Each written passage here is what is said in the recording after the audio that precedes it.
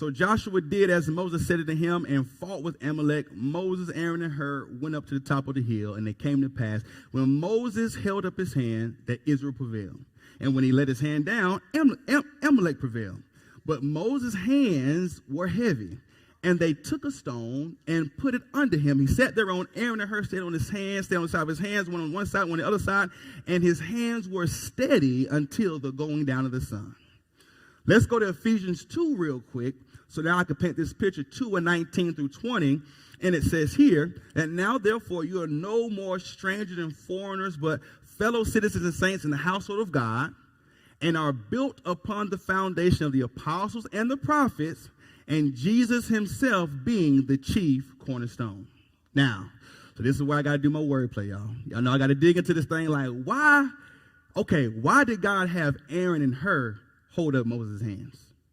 He could have anybody else do it, but why did he choose Aaron and Hur? Because he's trying to give us a picture of the church. Now, we know Moses is their leader, and his name needs to be drawn out, right?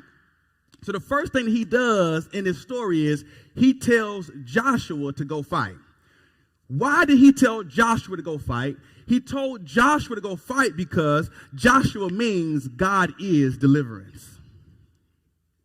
So Joshua had to be the one to go fight because God was going to deliver them in that battle.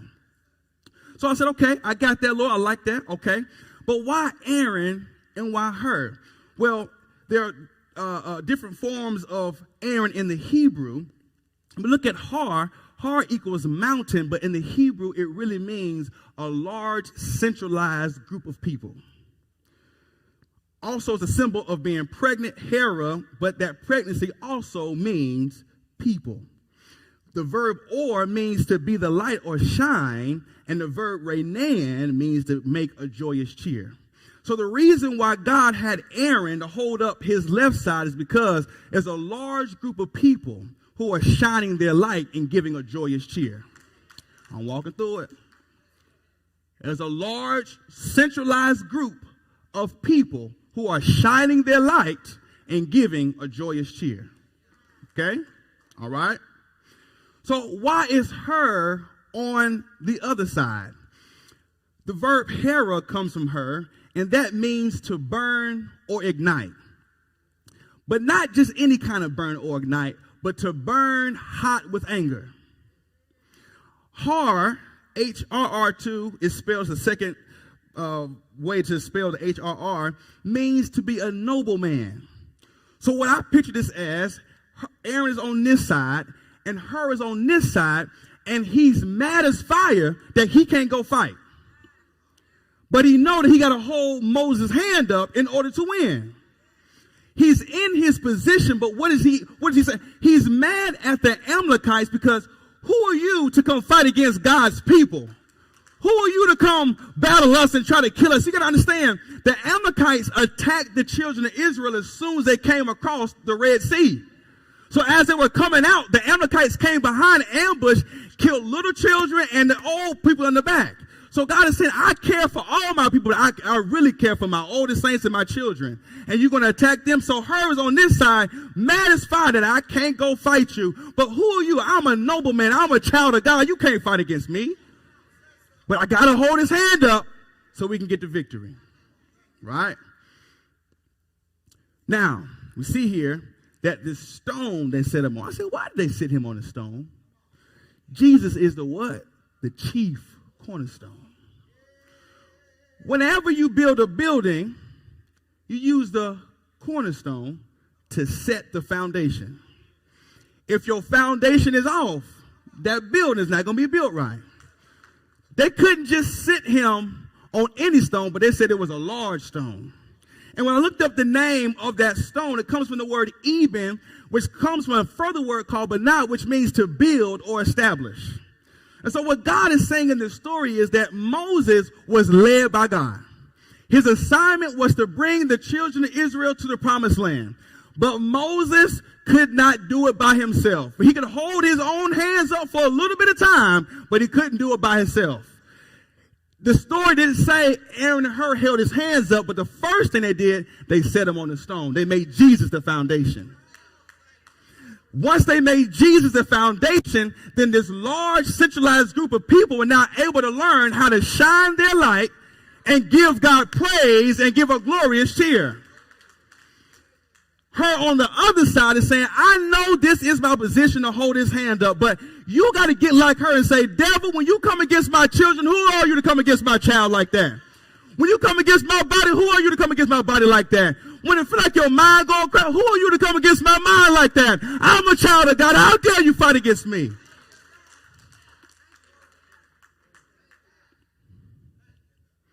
God is saying when the church is here in position, you don't have to fight the battle. God is your deliverance. The battle is the Lord's. He needs you to be in position. I know her wanted to go fight, but no, her, you can't go fight. You got to hold this man's hands up. Right? Okay. So now, I'm finishing up. And I'm here. This is my last point. Get a sip of water.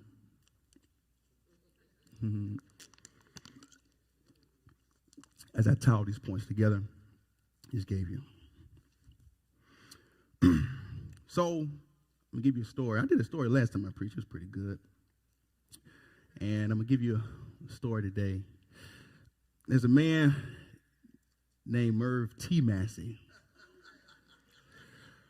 I was born October the 6th, 1962. To a house, if you read the article, a 900 square foot home with 14 people there. Man, I got 13 in mine. I can't imagine that. With no running water. You saw the interview. He said running water was running out to the well, get the water, and run back in. That's running water. You heard the story. Growing up in those circumstances could be very hard. But God is Jehovah. He's a very present help. God knew he was going to be born in this family, but I'm going to give you everything you need. Your father was not there. So now what does he have to do? Just like Moses, he has to learn his identity. He has to fight against who he thought he was to free who he really is.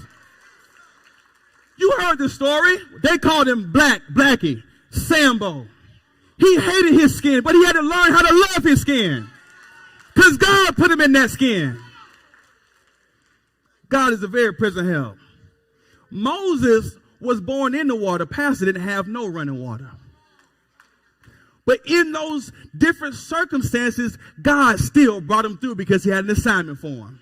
So before he was here, guess what? God was present. He's here, and in all of his present stages up until now, God is present, and God is still waiting over there, present help when he gets to his future. God knew the day was coming. God is omnipotent, meaning there's nothing too hard for God. Growing up, I didn't realize this, y'all. So I read the article that pastor's second grade class was one of the first classes to integrate. My daddy is walking black history. When you see your pastor talking, he had to fight a fight that a lot of us, we ain't had to fight. Why does he yell so much? Why is he loud? You might get mad at his loud voice, but when he lay hands on you and that devil get up off of you or your situation change, you're going to thank God for that loud voice. Because the devil know his voice, and he got to move. But God is omnipotent. There's nothing too hard for God. So we know the story. He graduated from Parkwood, and he goes to Fayetteville State. He stays for 1 year. He falls in love with my lovely mother. But he only stayed 1 year. Right? God knew he was going to stay for 1 year. But God said, I'm a very present help. You not being faithful to me right now, but I'm still going to be faithful to you. And I'm going to bring you his expected end. God is omniscient. He knows everything. Let me just say this. When you come to God, don't come to God faking like he don't know you. Oh, Lord, if you could. No, stop lying. Lord, I need you right now. Help me right now. Help me get my life together right now. Stop playing with God like he don't know you. God knows everything about you. So when you bring it to his presence, he get the things not like him out of you so you can be like him. God omniscient. He know everything. So he knew. Then you know the story. Then he ends up going to the Air Force, right? And then then fast forward, he ends up in Newport News, and then he has your boy, right? I'm birthed in Newport News, right? But then Newport News is a special place because we know that there was a calling placed on Pastor Merv's life, and he accepted that calling while in Newport News. But understanding that there was a training ground that he had to go through so he can learn some lessons, and some training ground he had to go through, some bumps and bruises he had to endure so that he could build his faith and be the leader that God called for him to be. I was there when we would go and pray for folks. I was there. Some of my members lived there. We went and helped them. How you help somebody when you ain't got nothing to help yourself with? So think about it. Now God has called you into this place where you could have had a lucrative career, but God has called you to this place, and it could seem like a prison. Like Jeremiah. But God gave Jeremiah a promise when he was in prison. There's nothing too hard for God. So he was in a place that seemed like a worthless investment, but God knew he was going to bring it to pass in the end. So we're here in this place, and we're going through these things, and then fast forward, then we end up back here in North Carolina. So then God gives him a ministry, Exodus Community Church, here for a couple years. And we had about 7 to 10 strong. 7 to 10 strong. 7 to 10 strong every week. Now, we setting up the speakers every week, sound system, CDs, I wasn't playing at that time, so CDs for praise and worship were doing that thing, right? But it just didn't do what we thought it was going to do. So now we in a desolate place, like, okay, what's going on? So we wander for about a year. Anybody ever wandered before in your life, right? Trying to find God, trying to seek God. God, what should I do? We actually were at this church when it was previously named the other ministry. We were here for about a year or so until God then called him to go to Silver Run. Now, we get to Silver Run. Guess how many folk are there? 7 to 10 strong. Oh, Lord, you gave me a promise. Is this a worthwhile investment? I'm working, got my money up, but now I got to come right back. So guess what? More bumps, more bruises, more dealings. So he goes to that time frame, but then he has his own plan of how he's going to do this thing. Lord, I'm going to get this money up. I'm going to work with these people. I got what I want to do, how I want to do it. So I'm going to do this. God said, no, I'm the one that called you here. I'm going to be the one to bring the promise to pass. It's not on you to do it. I need you to be in position. God is Jehovah, very present help now. Omnipotent. Nothing too hard for him. Omniscient. He knows everything. We're going to fast forward to now, and we're talking about Jehovah-Nissi. God is our banner. You know, when we got here, it was still some working to be done. Still working, get people in the right position, things of that nature. And so we began to do that. And we would have different ways. Folks will come in for a certain amount of time and then go back down. They'll come in and they go back down. I'm like, I thought we were doing a little something, Lord. I thought we were making something happen. What's going on? So, you know how mad he used to get, but he used to preach. You hear me? He used to preach. He was fussing, but he used to preach. He was hot.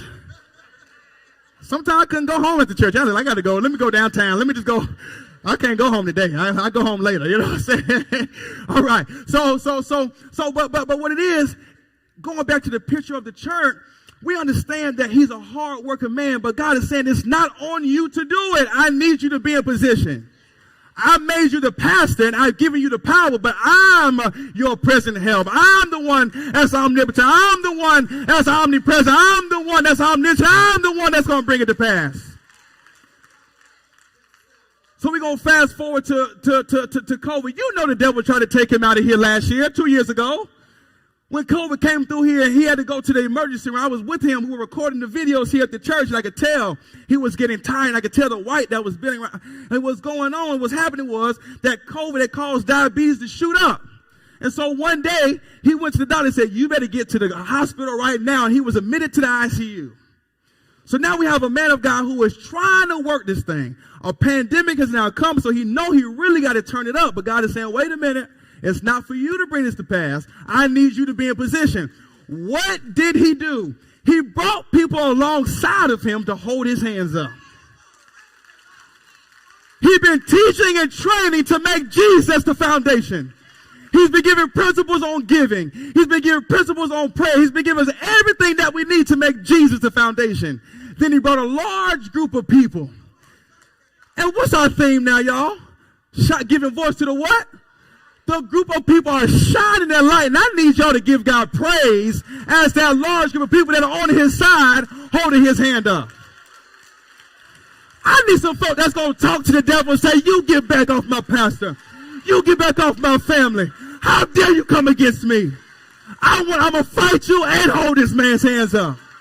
And we're going to all lift our hands and say, Jesus, Jehovah-Nissi is my banner. That's who we represent. Give God praise today.